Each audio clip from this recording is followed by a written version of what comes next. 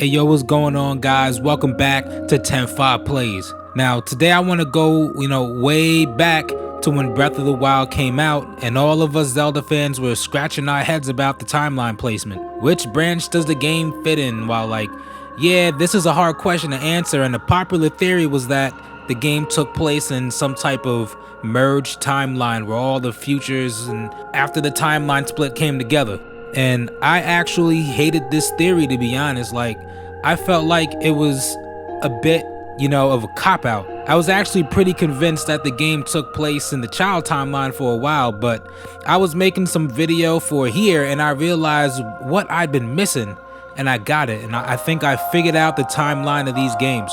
Of course, Tears of the Kingdom came along and further confused the collective Zelda hive as far as timelines and history goes. I went over some of this, to some extent in my last video, so check that out, I guess. But the fact was, people could literally argue for all three timelines, and even though some fit better than others in one regard, it might not in another, so I 100% get where this merged timeline theory comes from. I don't think I've ever just conceded and say, yeah, the timelines must have merged, but the idea did lead me to the path that I landed on. Now, I don't think the timelines merged. I think that's an easy answer. I just think in each timeline, eventually, events that happened in one happened in another. Is that a merged timeline though? I don't know. I still don't think so, but hear me out for a minute. People notice places like the Arbiter's grounds and think, boom! This must be from the child timeline. Or they see a description for salt and think, hey, if this salt is from an ancient sea and I'm finding it on mountaintops, it must be from the adult timeline. You see names and creatures and you think, well, that character could only do that in the downfall timeline, so I guess it's the downfall timeline. And you know what? That's all valid, but let's look at the events of Twilight Princess. At the end of the game, Link snitched on Ganondorf, and Ganondorf was captured and taken to the Arbiter's ground, and they were gonna tickle his butthole and cook his clock.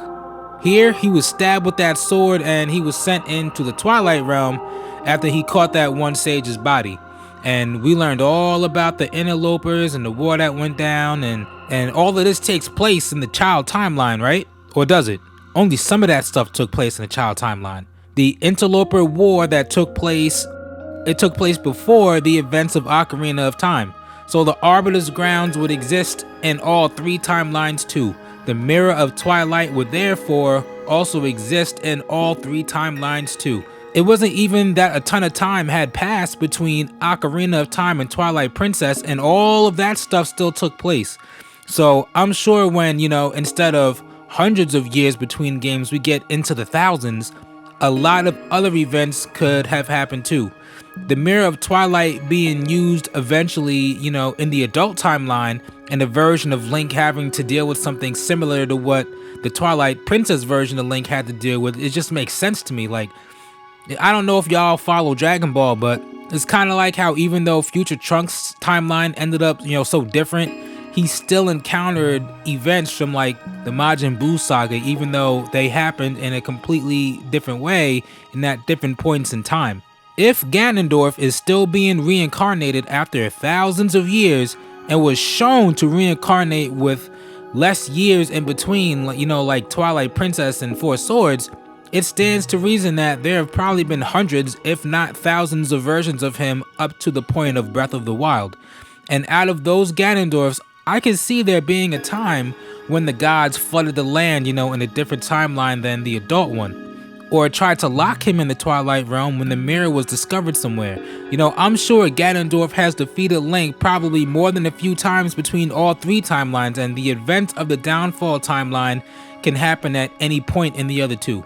My problem with the whole timelines merge thing is I feel like you have to make up some grand MCU style event where all versions of Link meet up and whatever the outcome is, left the timeline merged.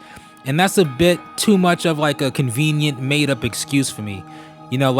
I'm actually pretty confident in my theory too, for real. And I think If I'm right, it's a great move. Zelda games obviously started at an early point in the home console gaming, and due to technology and new ideas and the story of the games from like a collective level had to be split up in order for it all to make sense. And with my theory going forward, you won't have to take having to figure out which of the three timelines does it fit in into account. This gives Nintendo so much room in the future to utilize everything and the older story beats. Look at a character like, let's say, Princess Ruto. A big argument was, Princess Ruto having been a sage in the world of Breath of the Wild would, negate the timelines where she stayed a child.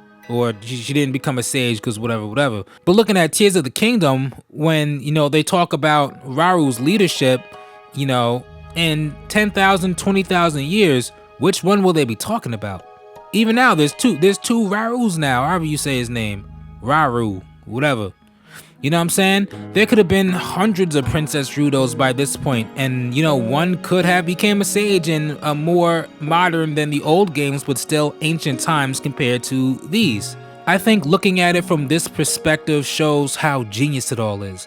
Even events like, the imprisoning war that was a text box because of hardware and time period restraints, it can get a fresh coat of paint as a new event in the future era. Like I said in my last video, those who forget the past are destined to repeat it, or whatever that guy said.